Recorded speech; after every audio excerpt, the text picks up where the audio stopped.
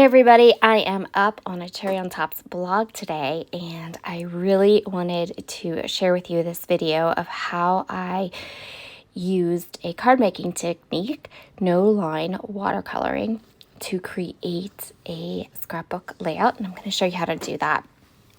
So for this technique, you're going to need some thick, heavy watercolor paper. You're going to need Distress Oxide ink in antique linen. It has to be that color and it has to be distress because you're not going to get the disappearing effect if you don't use this. So I am going to go ahead and I'm going to stamp a whole bunch of these quilt patterns. The stamp set that I am using today is Ranger and Dilution's Quilt As You Go stamp set. This stamp set is still available in the shop. As a little health update, you can see my voice is a little bit back today, so I'm able to do a voiceover, which makes my heart so happy. And I hopefully will be able to kind of get back and into all of my videos for the next couple of days. I'm going to take it slow and easy because at any moment my voice goes crack and it's totally gone. But for today, I can do this voiceover and get this video up for you guys. It will technically go up tomorrow, but that's all right. My whole family got the evil ick last week, which is what caused me to lose my voice. Yeah. But you know what? We got through 2.5 years of a pandemic without getting the evil ick. So I'm just going to call it a win and move on. Once you have all of your stamped images that you want to watercolor stamped, all you're going to do is you're going to grab your favorite watercolors, the skinniest brush that you have, and watercolor these images. And what's going to happen is the water and the pigment from the watercolors is going to pretty much make these light stamped images completely disappear. Like literally they will disappear, and all you will have left are the colors and the lines that you drew with your watercolor paintbrush, and the end result looks like beautiful hand painted embellishments, and they're so cute. It's easy. It's so easy. It's like paint by number because the image is all right there. You just have to color it. So I'm going to put on some music for you now, and I'm going to speed up and show you how I'm going to color up these quilted images.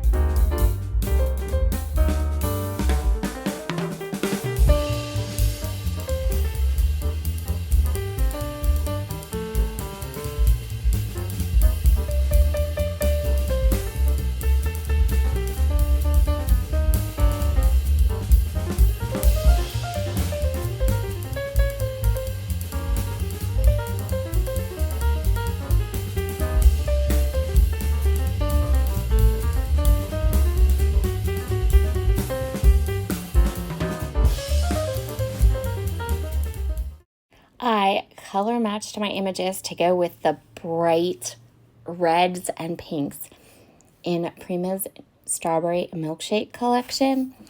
And I am going to go ahead and create a heritage layout for you today.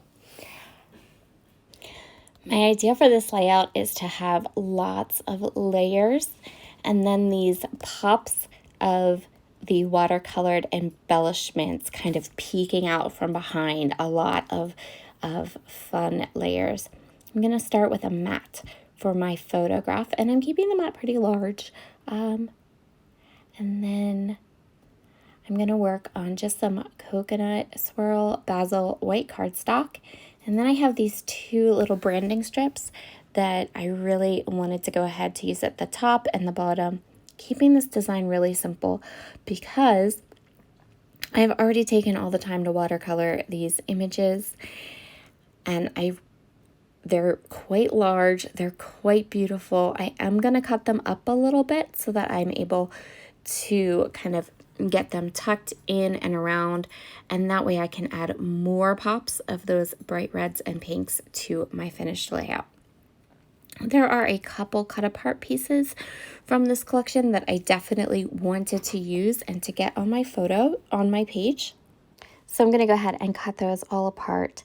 I also have loads and loads of ephemera, lots of embellishments. So I'm just going to grab the ones off of the papers that really kind of speak to me, that go with the feel I want for this layout, go with my photo, which we'll talk about next. In hindsight, I should have gone through my ephemera first because things like this tag that are on the cut apart piece are actually in the ephemera all cut out and ready to go, so I could have saved myself some paper. If you have this collection, just know that it would appear that most of the elements that are in the cut apart sheets are also in the ephemera pack. I am cutting my watercolor elements apart now. Why am I doing this? Because I spend all this time watercoloring them, and I want to make sure that they have as much real estate on my page as possible, right? They are quite bright, but once I start to create with this collection, you'll kind of see where I was going with this. I have the beautiful like felt strawberries that are so bright and bold. This strawberry milkshake layout, or the strawberry milkshake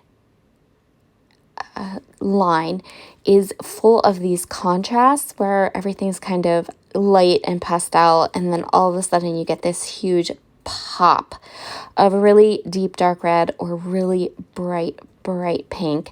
So I went with those deep dark red and bright pink tones, and then I just matched my greens with the greens that were in the florals in this collection. So I'm basically kind of making a collage here on either side of my photo. My photo is a picture of my great-grandmother and two of her friends from school, and all three of these girls have big hair bows and beautiful outfits. Love, love, love them.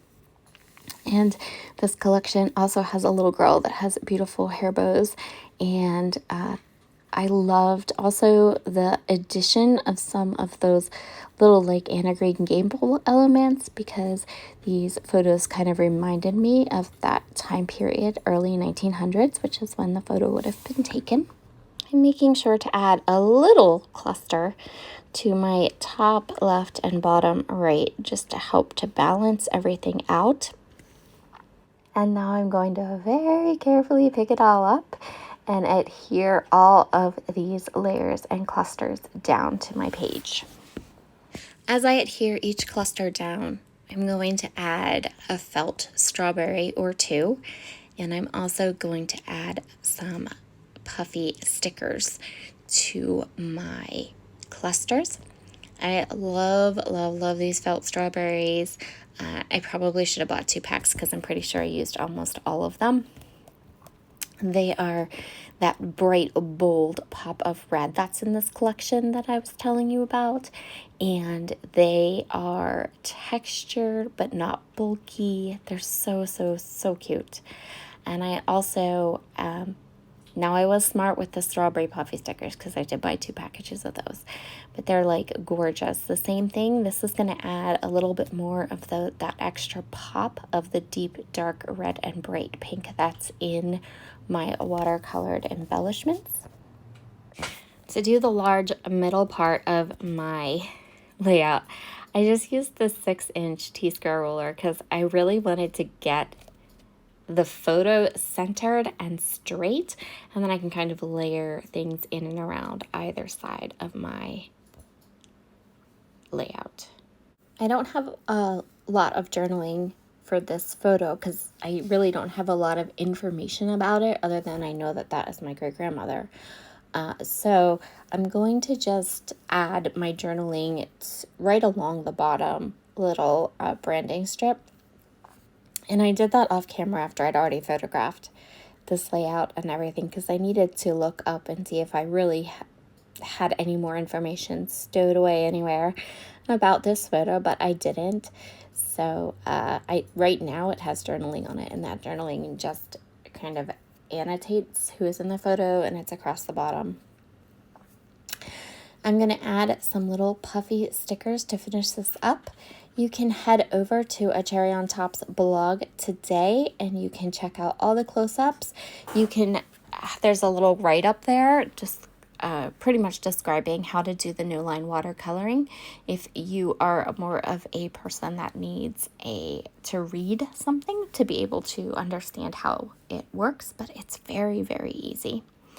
And there's also a couple of cards over there that I created with the rest of the leftover watercolor panels. And yeah, so I have these extra panels here I'm showing you, and I did create a couple of cards with those. And you can see those over on the blog. Have a wonderful, wonderful day, everybody. I am on the mend. I'm feeling better. I got through this whole voiceover. Yay. Now I'm going to go give my voice a rest, and I will hopefully be back to full strength starting next week. Talk to you all again very, very soon. Bye.